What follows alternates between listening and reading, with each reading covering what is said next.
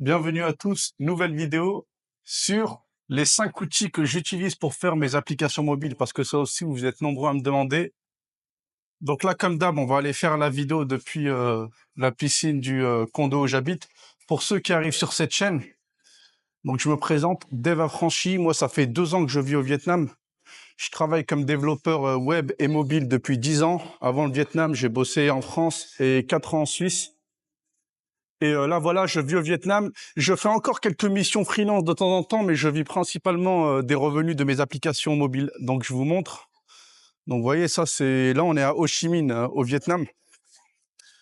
Donc, allez, dans cette vidéo, je vais vraiment vous donner tous les outils que moi-même j'utilise pour faire mes applications mobiles. Ces outils-là, je les utilise depuis des années, donc testés et éprouvés. Je vais vous mettre les liens à chaque fois. L'avantage aussi de ces outils-là, c'est que vraiment, tout est gratuit, vous n'avez rien à payer. Enfin, le seul truc que vous avez à payer, c'est de votre temps, en fait. Donc, il faut se former à apprendre. Et à chaque fois, je vais vous dire combien de temps ça prend à apprendre en partant de zéro. Et j'en profite aussi, si jamais vous avez besoin d'un accompagnement pour faire vos applications mobiles, j'ai lancé un accompagnement personnalisé pour chacun d'entre vous en fonction de votre idée d'application. Je vais vous mettre le lien en bio. Donc, allez, avant même de commencer aussi, là, tous les outils que je vais vous donner, ça va vous permettre de faire des applications mobiles, des SaaS, des PWA. PWA, c'est des Progressive Web Apps. En fait, c'est des web apps, c'est des applications que tu peux lancer depuis ton navigateur. Ça va te permettre aussi de travailler en tant que développeur front-end. Tu peux aussi travailler en tant que développeur back-end, parce que là, ça sera principalement autour du JavaScript, donc ça sera du Node, ou du coup, full stack si tu fais les deux. Et moi, là, vraiment, tous les outils que je vais vous donner, c'est les seuls trucs que je connais. Moi, je connais Java en plus, mais Java, ça fait des années que je l'utilise plus. Et juste avec ça, donc j'ai travaillé en tant que front-end, back-end, full stack et freelance. Et là, les applications mobiles. Allez, on commence. Le premier truc à savoir, la base de la base, si vous partez de zéro, HTML, CSS. Et encore une fois, à chaque fois, je vais vous mettre les liens en description pour apprendre. C'est des liens que moi-même j'utilise. C'est pas des liens affiliés ou je sais pas quoi. C'est des trucs que moi-même j'ai utilisés pour apprendre des applications. Attends, je me rends compte qu'ils ont fermé là-bas. Je sais pas pourquoi. Donc, HTML, CSS. Et à chaque fois, je vais essayer de vous résumer rapidement à quoi ça sert. Donc, HTML, typiquement, c'est tout ce qui va être... Vous voyez, quand vous allez sur un site internet, sur une application, sur une SaaS, sur n'importe quoi, sur un navigateur, bref, vous allez avoir des boutons, des images, des titres, du paragraphe, des menus. Tu vois, toutes ces choses-là, ça, c'est des balises HTML. Donc d'ailleurs, c'est un langage de balise, c'est pas un langage de programmation. Et vraiment, c'est le truc le plus facile à maîtriser, c'est HTML, quoi. T'apprends par cœur et voilà, si tu veux faire un bouton, tu vas écrire button. Si tu veux faire un paragraphe, tu vas utiliser la lettre P. Et voilà, tu apprends tout ça, il n'y en a pas 50 000 à apprendre, hein. C'est tout le temps les mêmes trucs qui reviennent. Moi, pour mes applications, je vais même vous dire, même les balises H1, tu vois, H1, H2, machin, ça c'est pour les titres, balises, paragraphes et tout, j'utilise rien. Je fais tout avec div, les balises div. Je fais tout avec div. Donc au début, tu apprends HTML, tu Open Classroom. Ça, j'ai dit qu'il y en avait pour quelqu'un qui part de 0, et à chaque fois que je vous donne des estimations de temps, c'est vraiment quelqu'un qui s'y met tous les jours, tu vois. C'est pas le mec qui va se former 1 heure par semaine de temps en temps quand on n'a rien à faire. Parce que le problème avec ça, c'est que quand tu fais des longues sessions de 8 heures, tu vois, c'est bien, t'es lancé, tu vois. Donc, t'es censé être de plus en plus productif. Alors que quand tu fais des petites sessions de 1 heure de formation, 2 heures, à chaque fois, le fait de se remettre dans le bain, de se relancer, tu vois, de relancer la dynamique et tout, voilà, tu perds du temps au final.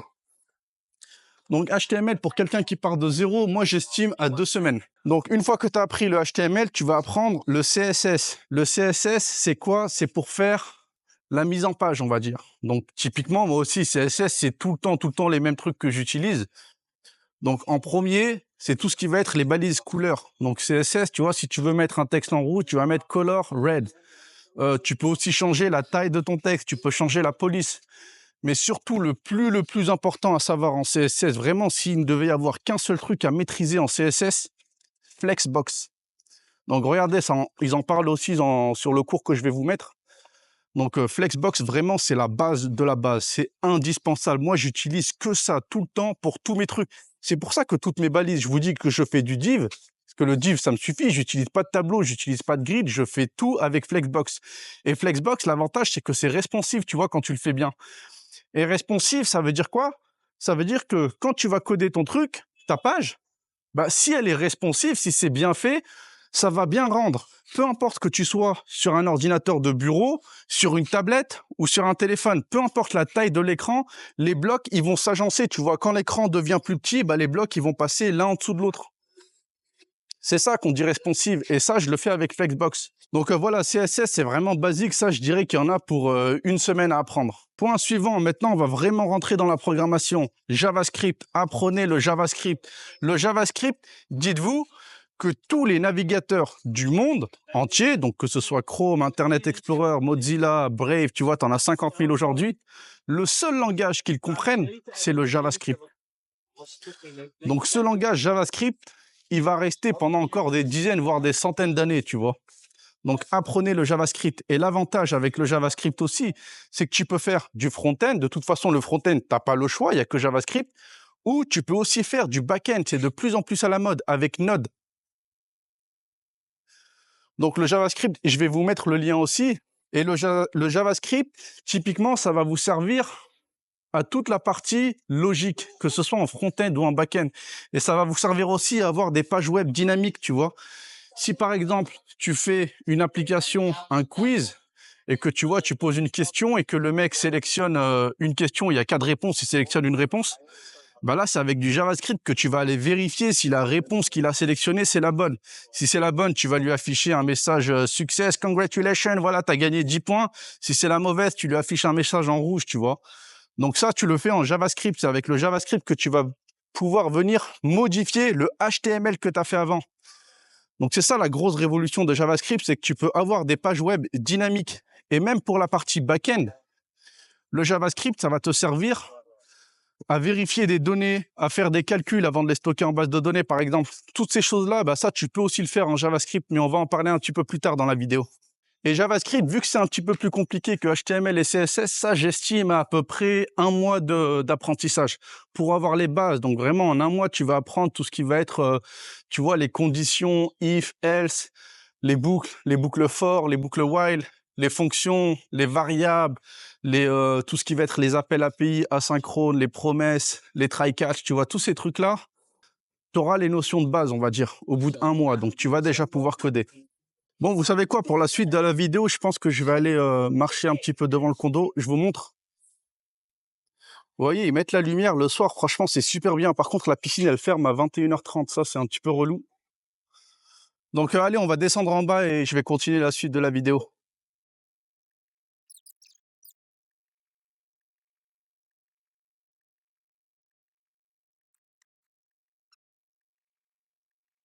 Donc voilà, là, on est devant le condo. On va marcher un petit peu devant.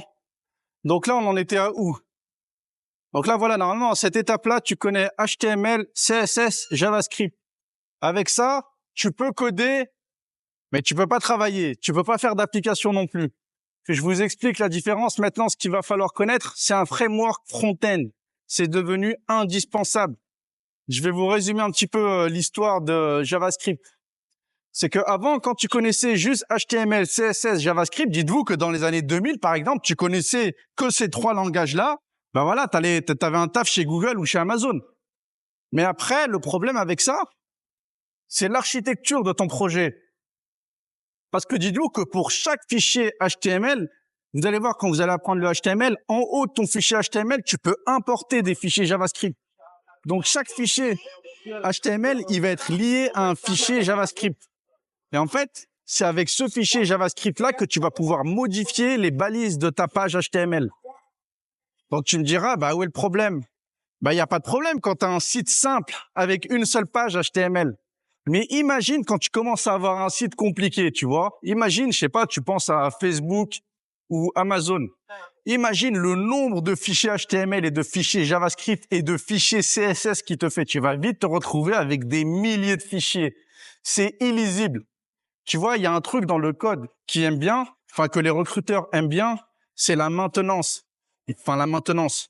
Il faut que ton code soit maintenable. Et quand tu as des centaines, voire des milliers de fichiers comme ça, ton code ne peut pas être maintenable.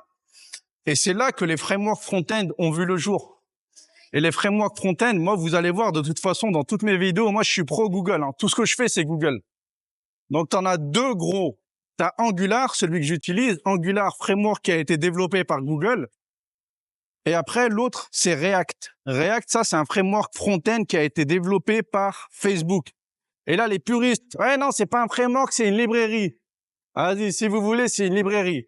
Donc moi, j'utilise principalement Angular. Et je conseille aussi à tout le monde de se former à Angular. Angular, c'est Google, c'est du solide.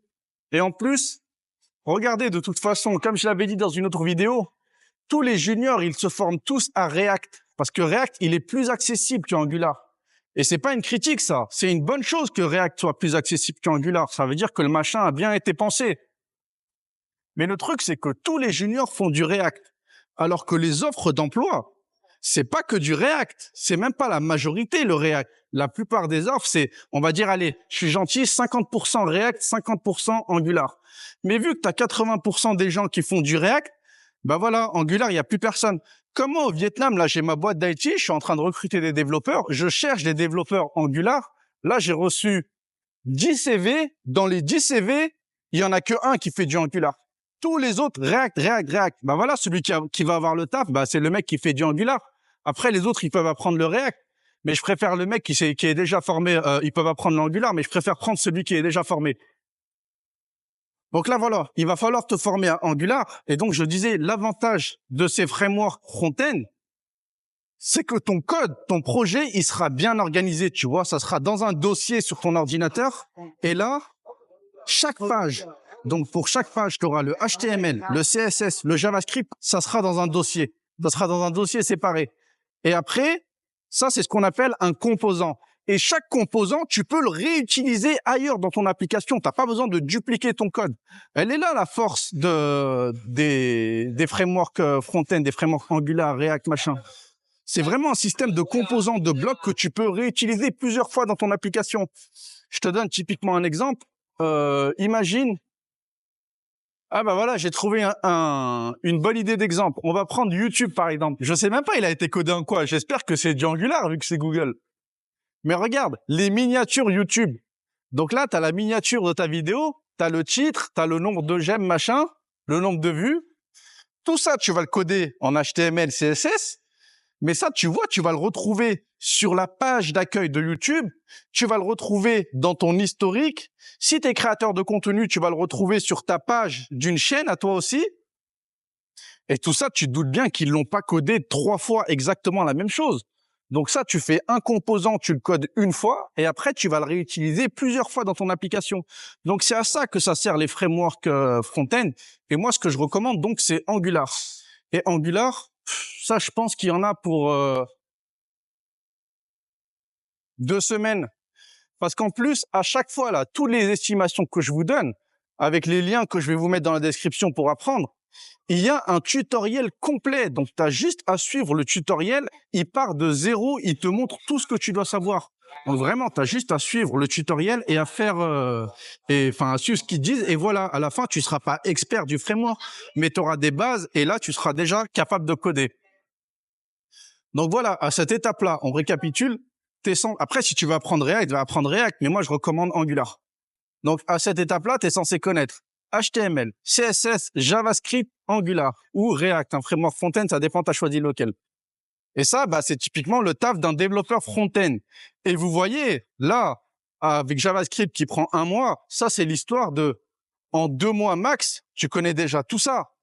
Et après, bah, tout ça, c'est le taf d'un développeur front-end. Et vous voyez pourquoi il y a autant de développeurs front-end au chômage et qui font tous du React, ils galèrent à trouver du taf. Parce que c'est facile à maîtriser ces frameworks-là. C'est juste 2 mois, c'est bon, tu connais, tu peux déjà commencer à chercher du taf. Enfin, c'est pour ça que moi, je recommande à tous les développeurs, n'apprenez pas le code en 2025 dans l'espoir de travailler en tant que développeur. Ça va être compliqué, sauf si vraiment vous êtes bon ou comme moi, vous avez de l'expérience. Moi, c'est parce que j'ai beaucoup d'expérience. Là, je peux faire un projet tout seul que je trouve du taf. Mais pour un junior, c'est plus compliqué. Mais le dev, ça vaut encore le coup si vous voulez lancer votre projet. C'est pour ça que j'incite vraiment tout le monde à lancer son projet. Faites vos applications, faites vos SaaS, faites vos sites internet, faites n'importe quoi. Mais pour ça, apprenez le code. Je parle du code, hein, pas du no-code. Hein. Le no-code, je vous dis, vous allez vous faire flinguer en frais. Regardez ma vidéo que j'ai faite avant. Donc là, voilà.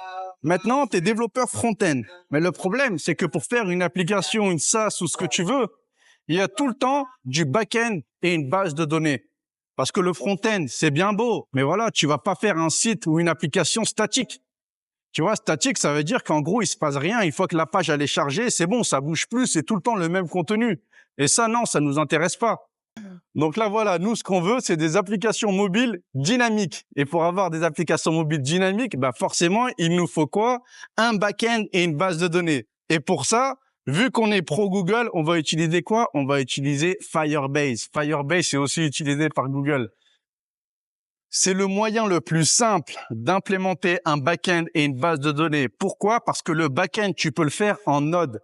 Le Node, c'est du JavaScript. Donc, vous avez déjà appris le JavaScript, donc vous êtes déjà capable de faire du back-end en Node. Et la base de données, tu me diras, bah oui, je vous ai pas demandé d'apprendre le SQL. Parce que t'as les bases de données, normalement, c'est MySQL, c'est des trucs comme ça, MongoDB et tout ça, c'est du langage SQL, c'est des bases de données classiques. Tu vois, avec des tables, des colonnes.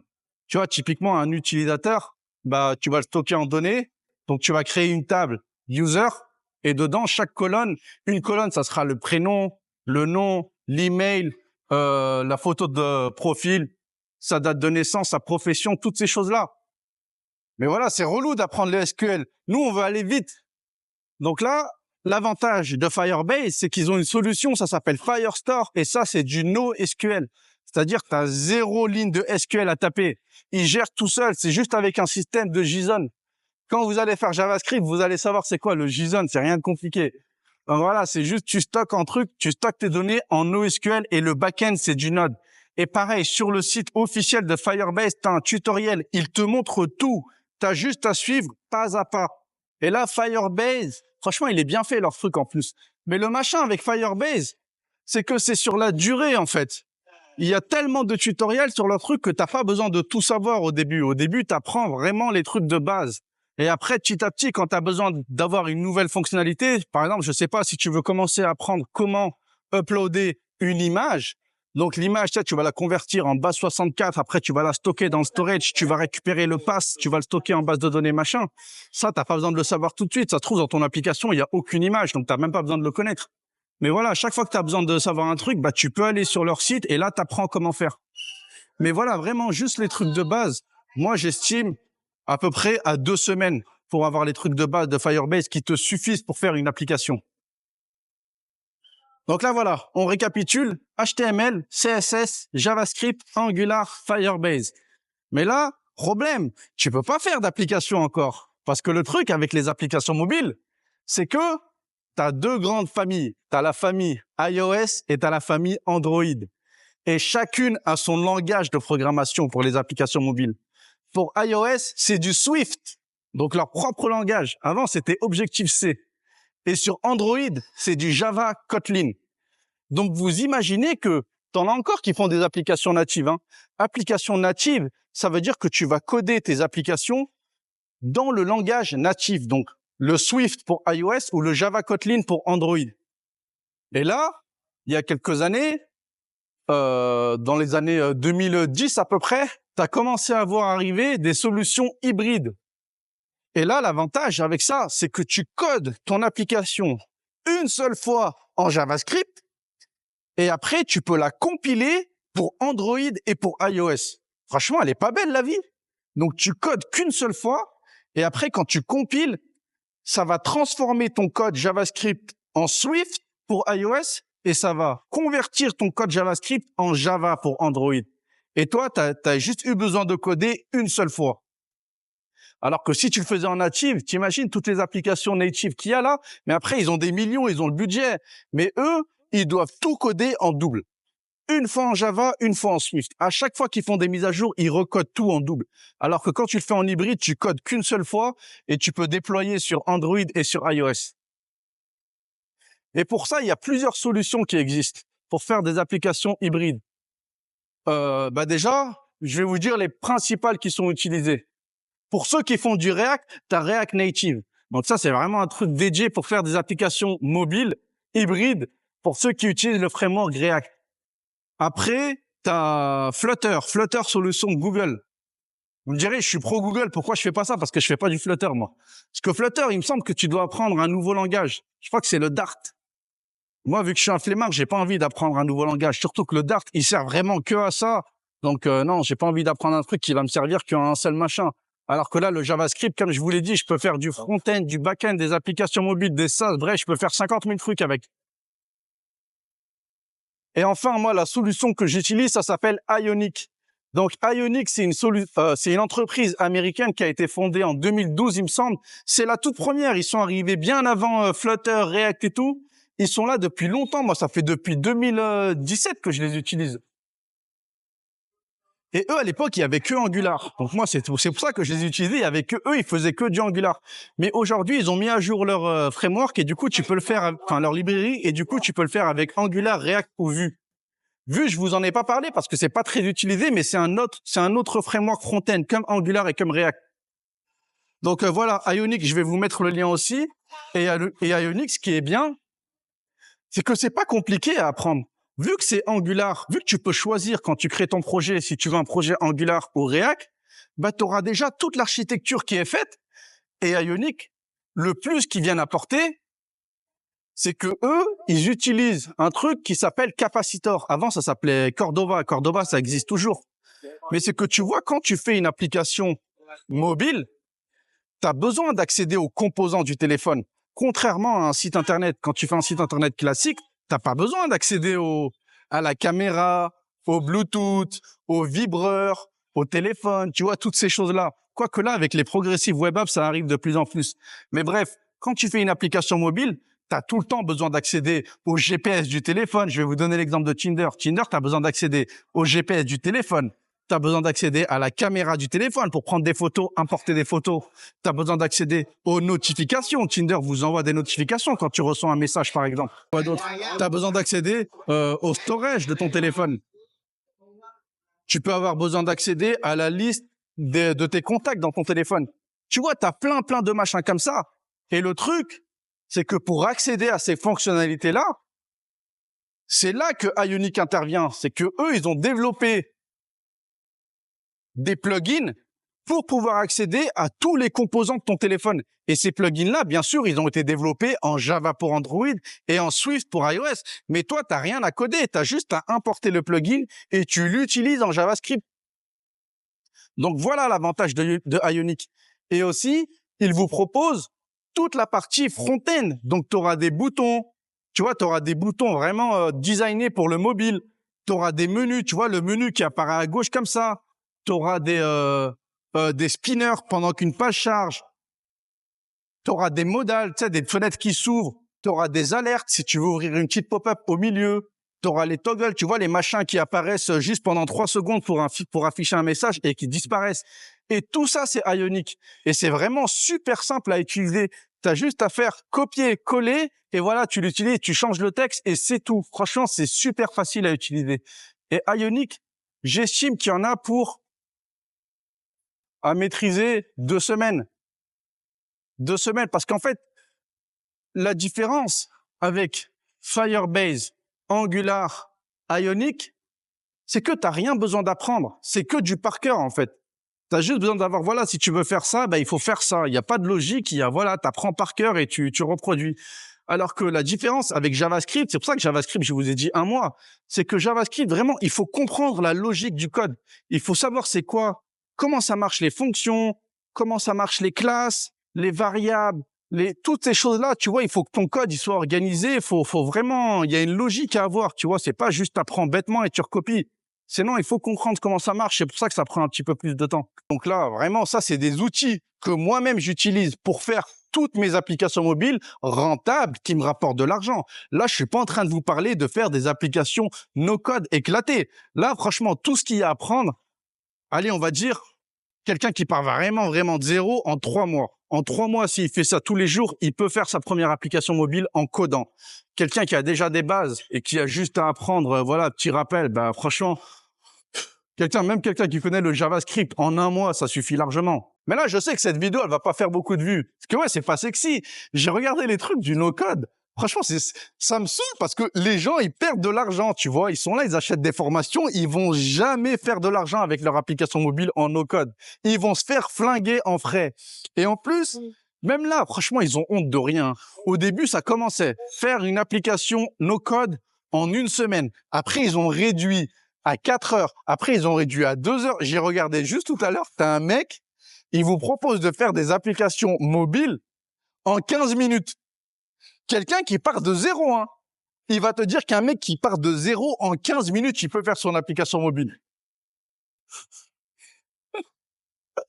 Et t'as des gens, ils y croient. Mais en plus, si, il peut la faire, son application mobile, mais il va pas gagner d'argent. Elle sera jamais rentable. En 15 minutes, il va faire une to-do list qui va lui rapporter zéro. Et en plus, il pourra pas la scaler, son application. Parce que même ça, je ferai une vidéo dédiée. Mais pour faire de l'argent avec les applications mobiles, le secret, c'est la quantité. Il faut avoir des centaines de milliers de téléchargements. Il faut avoir des milliers d'utilisateurs actifs par jour pour faire de l'argent avec vos applications mobiles. Mais je ferai une vidéo dédiée à ce sujet. Donc même là, si vous avez fait votre application, vous avez appris tout ça, vous faites votre application, elle est propre, nickel, vous la sortez sur le Play Store de Google, l'App Store sur iOS, je vais vous dire ce qui va se passer. Vous allez faire 3 téléchargements. Ça sera vous, votre daronne et votre meilleur pote. C'est tout. Personne d'autre ne va télécharger votre application. Et ça, personne n'en parle. Je sais que tu as plein de mecs, ils pensent, il suffit de sortir une application sur le store, et si elle est bien, bah c'est bon, t'es millionnaire. Mais je vous jure, les gars, c'est la jungle. Vous vous en rendez pas compte, c'est vraiment la jungle. Là, dites-vous que des mecs comme moi, il y en a des millions. Que ce soit au Bangladesh, Pakistan, Inde, Vietnam, on a la dalle. On a la dalle, on est bon, on code bien, on code vite, on connaît tous les trucs et même nous, on galère. Même nous, on sait que c'est la jungle. Alors, et là, t'en as qui pensent, ils sont là, ils savent rien faire et en 15 minutes, ils vont nous dépasser, nous. Alors que nous, on est dans le game depuis des années, on connaît toutes les ficelles, on connaît tous les pièges. Mais les gars, faut revenir dans la réalité. Là, tout ce que je vous ai dit, c'est juste pour coder l'application. C'est 50% du travail. Faire connaître son application, c'est une autre paire de manches. Mais voilà, ça sera sûrement le sujet d'une prochaine vidéo. Là, je suis sûr, elle va faire encore 15 vues. Les gens, ils se rendent pas compte de la valeur que j'apporte là dans ma vidéo. Je vous jure que ça vaut de l'or, là, tout ce que je vous dis, c'est pas du bullshit. Je le fais, je vis de ça. Regardez, ça fait 2 ans que je suis au Vietnam. Les gens, ils me demandent, je vis grâce à quoi? Ben, c'est juste là, une seule application, une seule de mes applications, ça me paye mon loyer, ça me paye ma bouffe tous les ans depuis des années. Donc là, moi, limite, tout ce que je gagne à côté, tous mes salaires, mes missions de freelance, tout est investi. Ah, putain. Donc voilà, si jamais vous voulez, bah là, de toute façon, je vous ai dit, là, j'ai lancé un programme d'accompagnement. Ceux qui veulent rejoindre, ça sera tout ce que je vous ai dit là, ça sera ça. Donc, si vous voulez le faire tout seul, faites-le tout seul. Mais je vous dis, vous allez être bloqué à la partie référencement. Et même ça, je vais vous faire des vidéos. Mais après, je peux pas tout vous dire, sinon ça prendrait 10 piges à faire. Et ceux qui veulent rejoindre, aller plus vite, qui ont besoin de motivation, je vous guide vraiment, je vous montre tout. Vous n'allez pas perdre de temps avec moi. Je vais droit au but, comme dans mes vidéos. Et là, je vous garantis, en 3 mois, vous faites votre application référencement, je vous montre tout. Vous pouvez cliquer sur le lien en description. Et bah pour les autres, voilà, je vous ai dit tout ce que moi j'utilise. Prochaine vidéo, je sais pas encore ce que je vais faire. Que tout le temps, en fait, je vais arrêter de faire des plans parce que tout le temps, je vous dis, la prochaine vidéo, je vais parler de ça. Et en fait, en cours de route, je tombe sur une vidéo d'un mec qui parle d'un truc. Je me dis, putain, arrête de mentir, mec, dis la vérité. Et là, et après, je fais une vidéo par rapport à ça. Donc voilà, à bientôt pour une prochaine vidéo.